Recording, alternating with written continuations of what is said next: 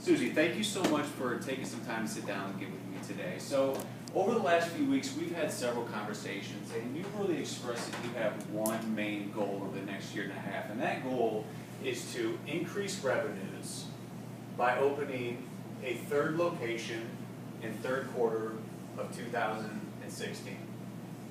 Is that correct? Yes. Okay, great. Here's your third location. Green for money.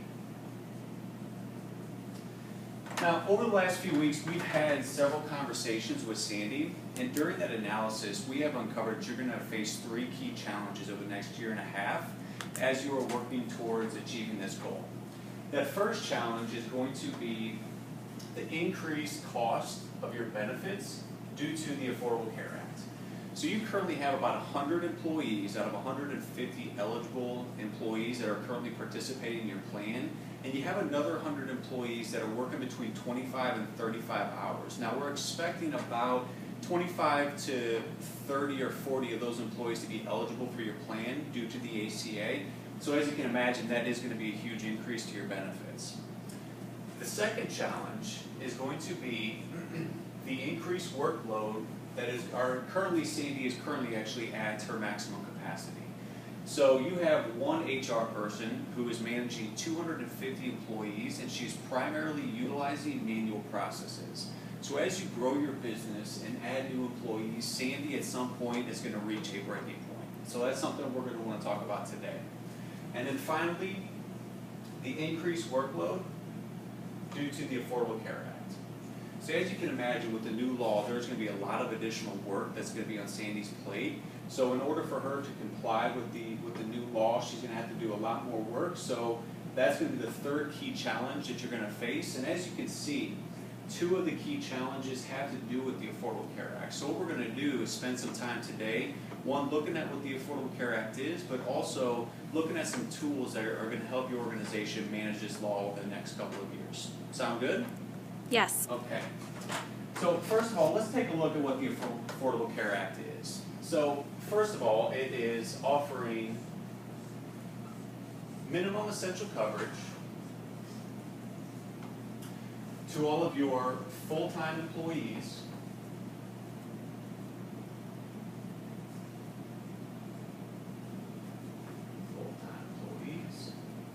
at no more than 9.5% of their income. One stipulation here is under transition relief is that you only have to offer to 70% of your full-time employees in 15 and 95% in 2016. Now, don't let the simplicity of this image fool you, because failure to comply with the law has huge stipulations and huge consequences. So one of the penalties is what they call the catastrophic or the big penalty, which means if you fail to offer minimum essential coverage to at least 70% of your employees in 2015, you would receive a penalty of $2,000 per employee per year.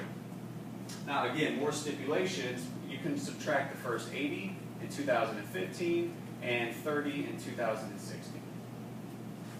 The next penalty is what they call the lesser penalty, and that means that if you were to offer benefits to at least 70% in 2015, but it failed to meet minimum essential coverage, or was not 9.5%, you would receive $3,000 per employee that received a subsidy from an exchange. Now I know this is a lot to follow, and that's why it's going to be extremely important to have the proper systems and processes in place over the next couple of years to make sure you are compliant and offering the right benefits to the right people at the right time. So what we're going to do now is we're going to take a look at a couple of the tools that we've shared with Sandy over the last couple of weeks to let you know how we're going to help you guys manage the Affordable Care Act.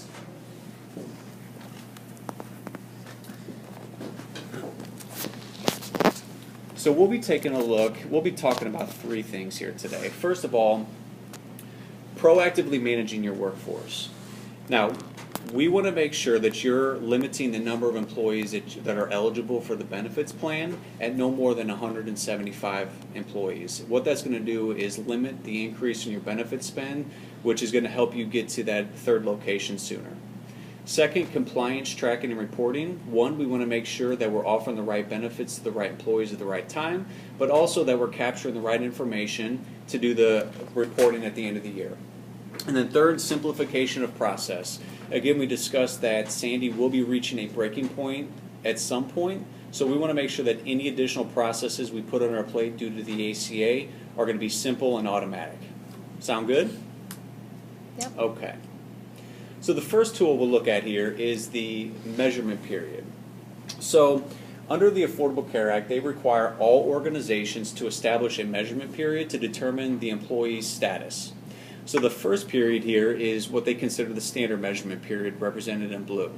This is the period of time in which you're setting the employee up to track their hours to determine whether or not they're full-time or part-time. At the end of that measurement period, you move into the administrative period, which is the period of time that you can get the employee set up in benefits and in the system. And then finally, you have the stability period, which this is the period of time in which you cannot take the employee off of benefits. Now, the stability period and the standard period have to match, but the stability period can't be less than 6 months. And that's because they don't want you taking employees off of the benefits every month to save money. Now, I know that this is quite complicated, the measurement periods really are, but that's why this tool is really going to be a huge benefit to Sandy, because she's going to be able to set up the measurement periods in the system automatically. So you can see here, you can set it up at 10 months, the administrative period of 2, stability period of 12, and any time that an employee has reached their measurement period, it's going to alert Sandy so that she can go in and take the appropriate action. So this is really going to be a huge benefit to her, because it's going to be one less thing that she's going to have to keep track of, and failure to manage the measurement periods adequately will result in the catastrophic penalty of $2,000 per employee. So can you see how this is really going to help Sandy moving forward? Absolutely. Okay. Next, we'll talk about the affordability. So as we discussed, the affordability is one of the key areas to complying with the Affordable Care Act. So what you'll be able to do is, within the system, is establish the benefit plans. And one of the steps of setting up the benefit plan will be to establish a rate structure. So what you can do is, based on salary tier, let's say of $25,000 to $45,000, you can establish a rate structure of 9.5%. So anybody earning within that rate structure, within that salary tier, that pays more than 9.5% of their income will alert Sandy.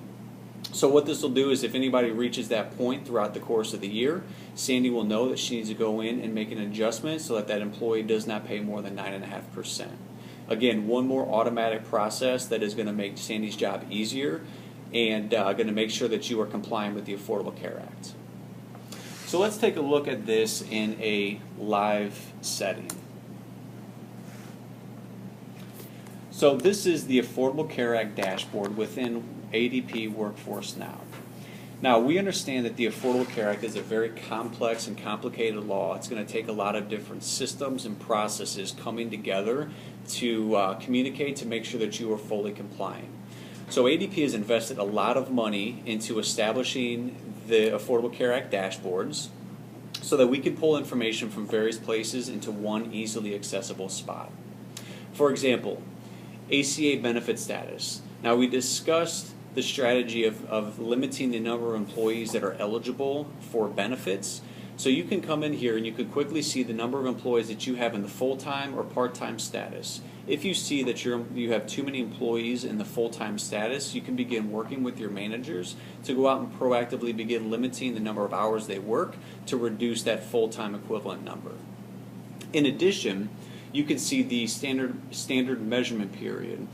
We had discussed that when an employee reaches their measurement period, there will be a required action. At this point, there is no required action, but there is one employee that is currently in the active status. When they reach that measurement period, there will be an action that Sandy will be able to click on and go in and take.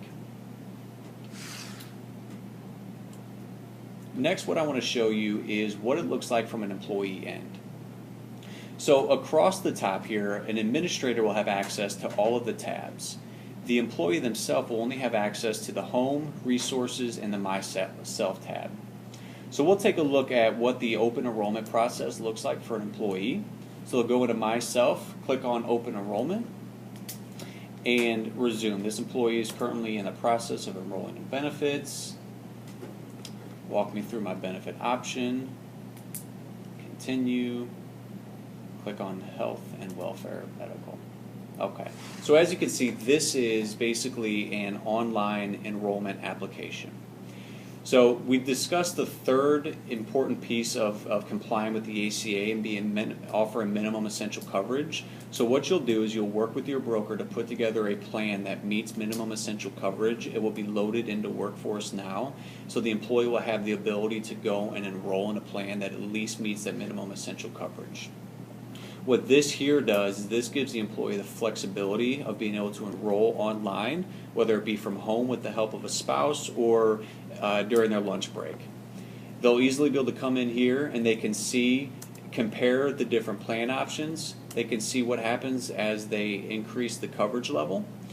So not only will this provide a huge benefit to the employee, give them the flexibility to enroll in their time, but also visibility into the cost, it's also going to provide a administrative relief to Sandy, because once the enrollment has been completed, that information will be fed directly to the carrier as well as updated within payroll. So all of these processes combined are going to be very automated, so that Sandy has to spend less time manually managing these processes, which also is going to increase the room for error. So can you see how these tools that we've talked about are really going to help Sandy moving forward? Yes, definitely. Okay. So the last thing I want to take a look at here will be the filings, the Affordable Care Act filings. So we've talked about a couple different tools that you're going to use to capture different pieces of information, but what do we do with all this information once we've gathered it? Well, in July of 2014, the IRS released Forms 1094 and 1095 and required all applicable large employers, which you will be considered one in 2015, to complete these forms for the 2015 year. So all of the tools that we've talked about so far are going to help with capturing this information so that Sandy can easily perform these filings.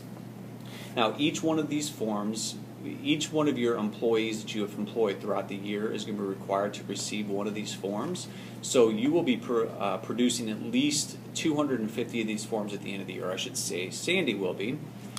So as you can imagine, this is going to be a lot of extra work on Sandy's plate. So anything that we can do to make this process easier is going to be a huge benefit to Sandy as well as to you and your organization, because failure to complete these forms will result in a penalty of $100 per employee per day.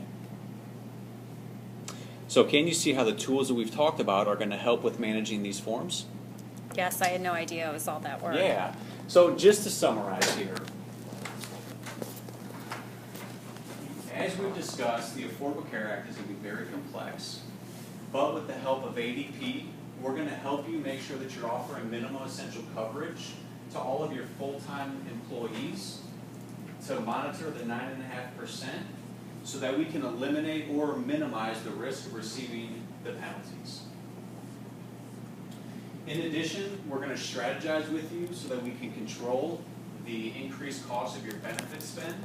We're going to alleviate some of the administrative burden that Sandy currently has, as well as make the process easier of complying with the additional responsibilities with the Affordable Care Act. So can you see that by partnering with ADP, you will be better set up to ultimately achieve your goal of increasing revenues? Yes, we need to Perfect. find a way to get this going. Absolutely. Thank you.